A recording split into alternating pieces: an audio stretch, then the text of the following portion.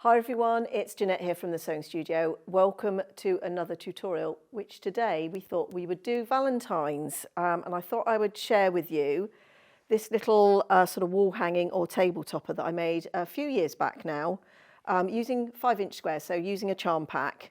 And it's a really nice, quick, simple one to do. Now I've done it in a square, but you could just as easily lay them out in a nice sort of table runner instead of a table topper. But say, I'll put a little hanging sleeve. I think this one I actually made into a little wall quilt, so I've got a little hanging sleeve on the back, but it does still work as a table topper as well. So what you're going to need for this are, as I said, a charm pack, and we've actually had a little look through and had a selection of some that we've got here in the shop that would work quite well. This fabric range, I don't even know what it was. I think I was gifted this many, many years ago, and it probably sat in my stash for a while before I even used it. And I think this table topper is about 4 or 5 at least years old, if not a bit more than that. So what you're going to need is a pack of 5-inch squares. And from that, you're going to use sort of between 12 and 16. And it depends how much variety you want to give to the bottom of these heart blocks. You need 4 or 8 5-inch background squares. Now, if your charm pack has got lights in, which this one did, I actually used the lights from the charm pack. But for every sort of different fabric you want in the bottom here, you need a coordinating 5-inch squares, because we're going to do 2 at a time half square triangles. So I'll show you how to do that. You need 16 2-inch squares for the corners of the heart. And let me just put it under the close-up. That's for these sections here where we're going to snowball the corners of the squares. We need 2 2.5 by width of fabric strips for the border. And then you'll need about 1 metre of fabric for the backing, possibly 3/4 metre you might be able to get away with. We need at least 22 inches for the backing, but there's also enough to do binding and a hanging sleeve if you want this as a wall hanging with that as well. So that's basically all the requirements, and it comes together really quite quickly. So just before we move on, let's have a look at some of the 5-inch squares charm packs that we've selected. So let's just have a look at these and put them under the close-up.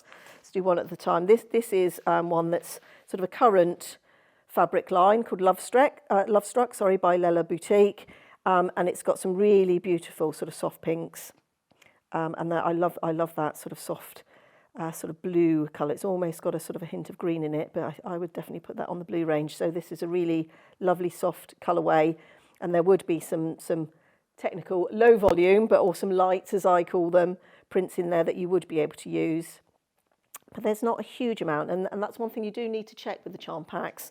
Some of them you get sort of more lights. I don't know if there's some more lights back there, but actually I would probably get a bit more background fabric, maybe a fat quarter of background fabric to go with that, and save those lovely fabrics for something else. So that's Love Struck.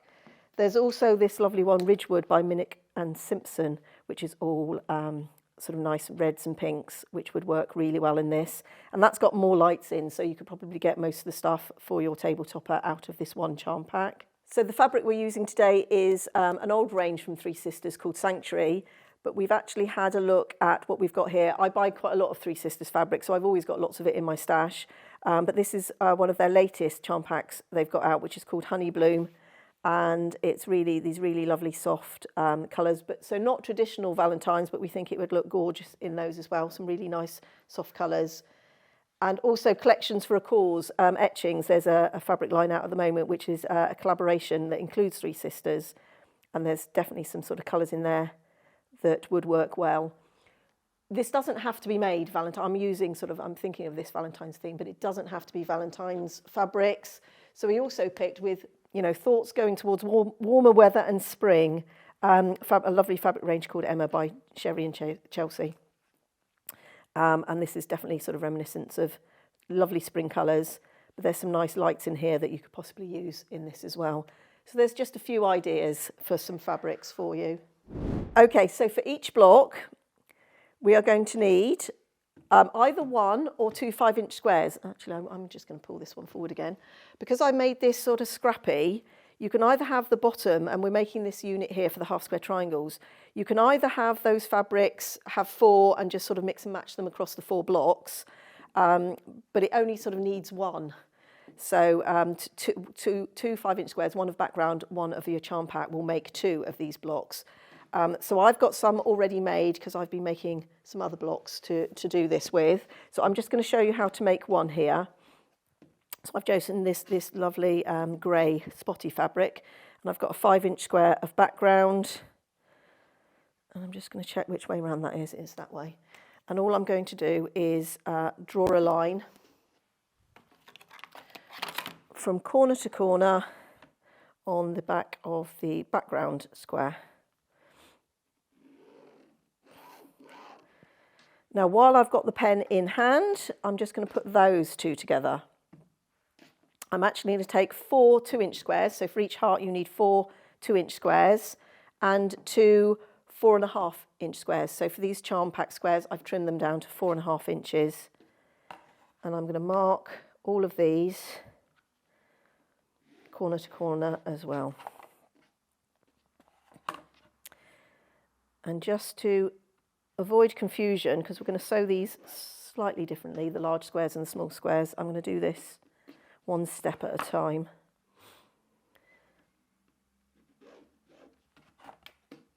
Now you can use, if you've got the diagonal seam tape or if you've got a mark on your machine where you can line everything up, or you could fold a crease. But I'm just going to draw those there so that you can see there they all are. Now with this one, with the large square, we're going to take that to the machine and we're going to sew 1/4 inch either side of that drawn line. So let's just put a couple of pins in to hold that, and we'll take that to the machine, and then I'll come back and do the second step with the small square. So let's go and do that first.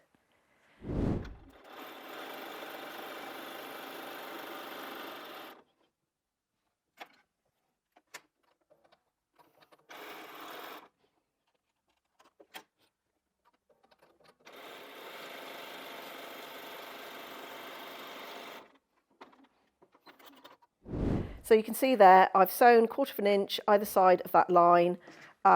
This is going to be quite tight in terms of trimming because we're going to trim these down in a minute. So if you wanted to do a scant 1/4 inch, that might be a good idea, but I think my squares should be okay. So then I'm going to cut on that drawn line. Now in a minute, I'm going to take that to the iron and open them up and trim them back. But whilst we're in sort of sewing mode, I'm just going to grab the other 2 4.5-inch squares.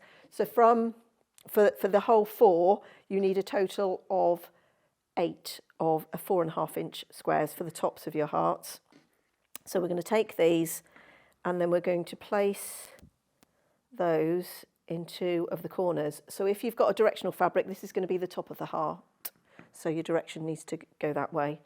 So let's just put a little pin in there.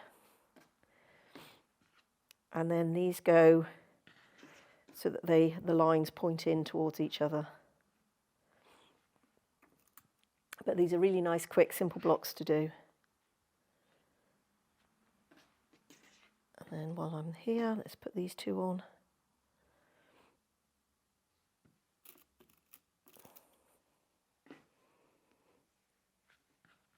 I'm using pins because these are quite small pieces, so quite often they move a little bit. I'm not always much of a pinner. So we're going to take those to the machine and sew, but this time we're actually going to sew on that line. So that's why I've sort of done it in a 2-step process so I don't confuse people. But we want to sew slightly to the outside of both of those lines, so in the area that we're going to trim away.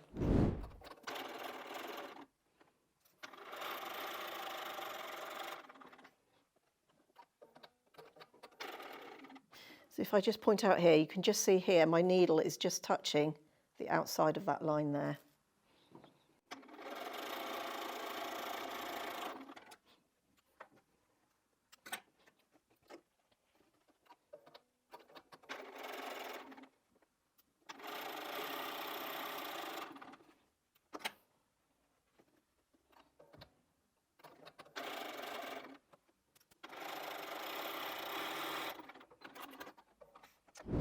So I'm just going to check that I'm happy with how those have gone in and that those points are coming up and sort of covering those corners, and I am.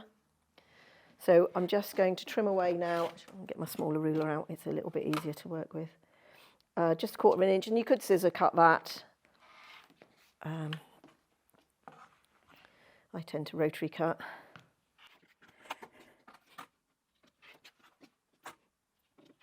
And then we're going to take all of this to the iron as well as the half square triangles, and we're going to press those back.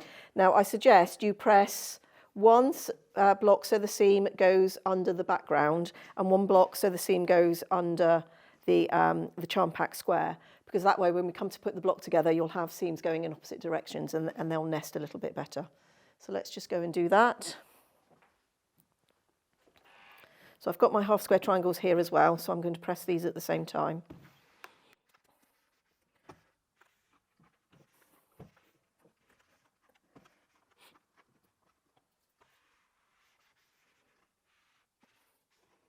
I'll do both of them, but I only need one.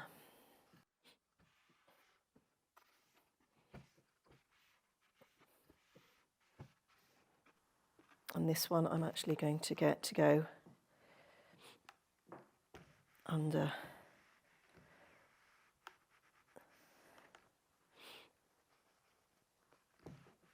That way, Jeanette.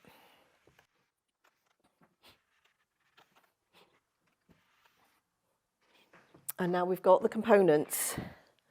So let's lay this out. Let's get rid of those. So I'm going to put that one like that one next to it, and then I'm going to put one of the hearts there, and I'm actually going to go and grab one of my other ones that I've made from some other blocks I've been doing. So I've actually got 4 different fabrics, and then we're just going to sew that together like a 4 patch. So these two should go together. And as I've pressed those seams in different directions, that should nest right there at that point. So I'm just going to put a pin in that. But you know me, I'm going to take that to the machine and take the pin out, probably straight away. I don't trust it. I still like to check that it's... Oh, now, before I do that, no, I just noticed my dog I haven't trimmed this one. Now, for eagle-eyed at home, you might have noticed that. You haven't trimmed your block, Jeanette. Let's just do a quick trim. Getting ahead of myself. Oh, there's not a lot to trim.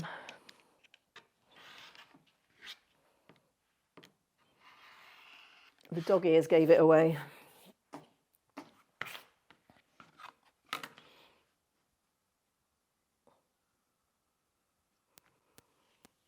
So there's very little to trim. So I say, definitely, if you want to give yourself a bit more trimming room, then definitely use a scant 1/4 inch, but that was fine, it fits. Now we can put those together. No, I think I had them like that, didn't I?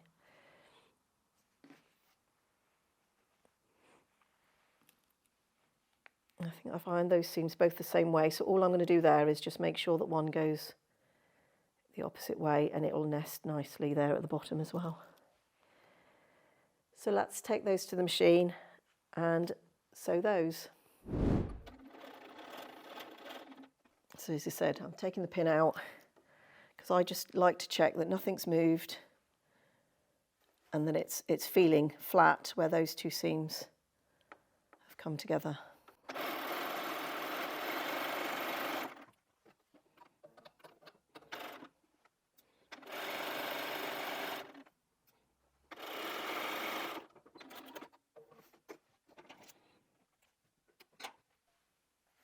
And now we're going to put this together. Now I'm just going to finger press this seam so it goes in one direction.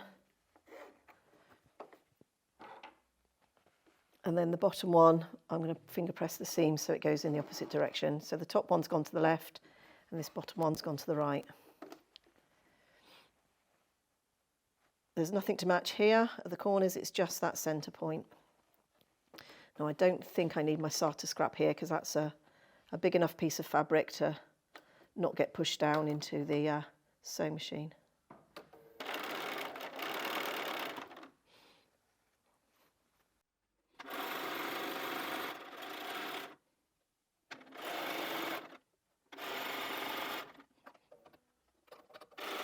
Oh, that bunched a bit.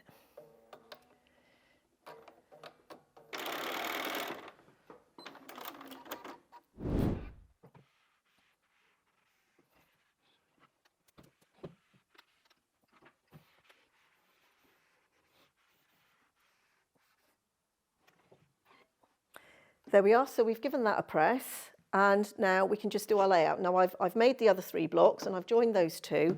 So if we have a look, the orientation is, and you don't have to, you can have all the hearts looking the same way, but I have one that's straight up and down, one that's going to the side, and then this one is going to go in upside down, and then that one goes in the opposite direction, that way, Jeanette. So you've got 2 sort of coming in and 2 sort of going out.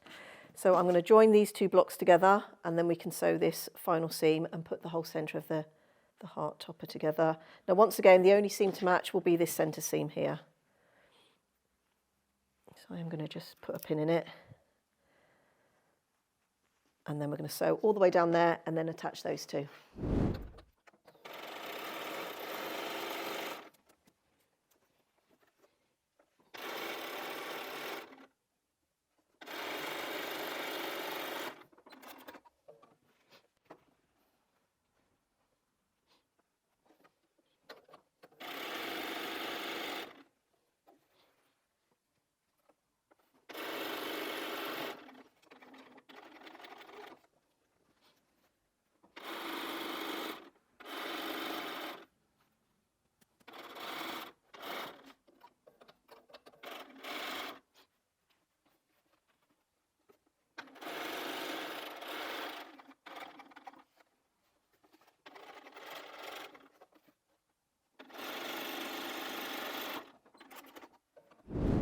So I'm going to press that centre seam open. There's quite a lot of bulk there. You might have seen me helping to just ease that through the machine, where we had quite a lot of layers coming together there.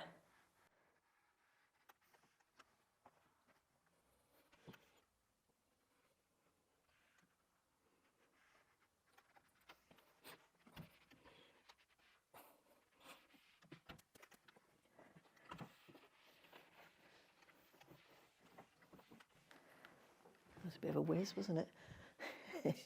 That was a bit of a whiz. I was whizzing over the iron. So there it is, all done. I've given it a press. Now I will just point out on this one, now as long as you have your hearts rotating any direction, if you're just making a topper, that's absolutely fine.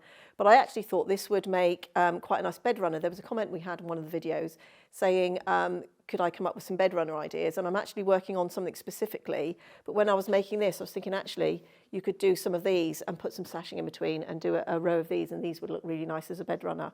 So if you're going to do that, because if you notice on this one, I've got my hearts coming in towards the centre, but on this one, it's the points of the hearts that are coming in towards the centre. Now, it doesn't matter for a table topper, but if you were doing sort of multiples or turning this into a quilt, you will just need to make sure that you keep your hearts all going in the same direction. But like I say, for this, it doesn't matter which way they rotate. So let's put the border on. So I've got my 2.5 inch by width of fabric strips. Now you could cut these to size. These are 8-inch blocks or 8.5 unfinished. So this should come out at 16.5. So you could trim them to size and put them on. I'm just doing a little trim up there where I felt it needed it. But actually I'm just going to lay them on and sew. So I'm just first of all going to cut off that selvage. As I said, we could trim these to size, which would be 16.5 inches. Measure yours, because if your seam is slightly different, it might have come out a slightly different size. But I'm just going to put them on.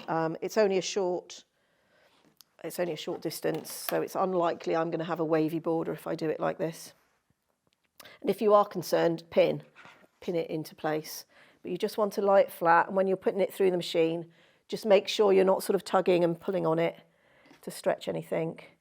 So let's just put some, do as I say, put some pins in. I'll be a good girl today and use pins. And I'm going to do either side, and then we'll do top and bottom. So let's start by putting this one on.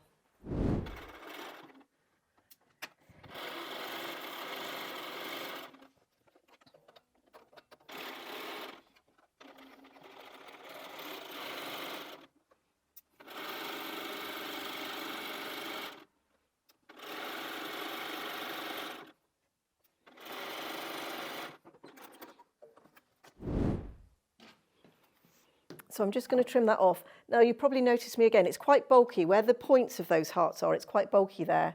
So sometimes you just have to help the machine feed it through. Don't pull on it, just as the machine releases it, just help to pull it through slightly. That's all you need to do there. We don't want to be sort of pushing or pulling on our fabrics. I'm actually going to save that one for that one. Let's use this other strip. Let's put this second strip on, and then I would take that to the iron, press those back, and then put the top and the bottom. So I'm just going to carry on sewing these border strips on.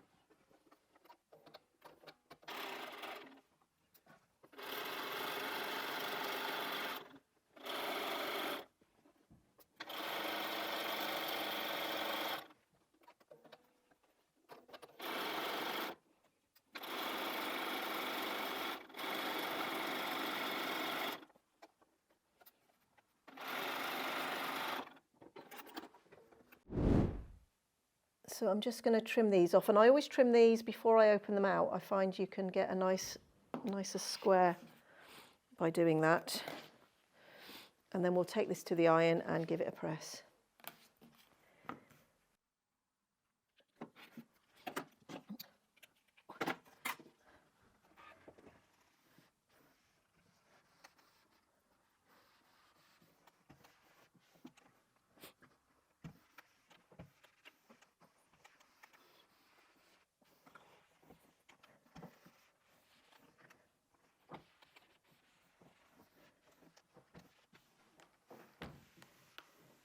So I was being very fussy there. Being fussy with my ironing today. And there it is. There's our heart table topper. All done. Now, which way did I think that's my top. So that's the centre of our heart topper. Now, in response to some of the comments I've had from some of the videos I've been doing recently, where I've been talking about quilting on my home sewing machine, we've had some questions and queries and comments about can we show more and explain more a bit about quilting on home sewing machines.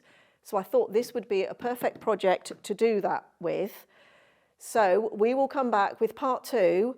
I'm going to get this layered up, and then we'll come back and we'll use this machine here to do some quilting on it, just with some straight stitches to give you at home some ideas of how you might do that. And what we'll do is sort of replicate this one just with some straight line stitching, and then with something which I call my framing borders. So watch out for part 2 for that. So thank you very much for joining me today. Also, thank you for all your comments and questions. We love to hear from everybody out there, and we greatly appreciate the support you will provide to us. So thank you again for your time today, and I hope you'll join me here next time in the sewing studio.